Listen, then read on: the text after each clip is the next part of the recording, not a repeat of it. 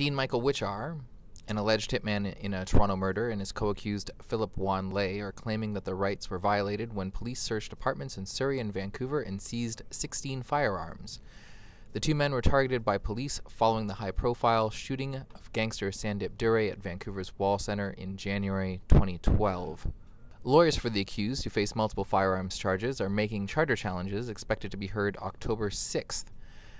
Province reporter Keith Fraser is following the case. Keith, how did we get here? This all began about 2 years ago when police began investigating a murder in Vancouver, a high-profile murder at the Wall Centre involving a gangster who was shot to death. And police targeted two men, the two accused in the firearms case, and conducted an investigation in that. And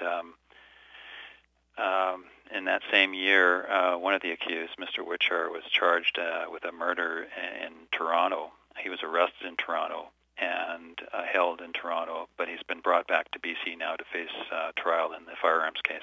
Why are the accused filing charter challenges to the firearm seizures at this stage? It's not unusual in firearms cases for an accused to challenge the actions of police in the seizure of the weapons. When the trial gets underway on October the 6th, they'll be dealing with those charter issues first. The hearing is expected to last for several weeks, and then they'll move into the main part of the trial, which is probably going to only last maybe a week. What is the nature of the challenges?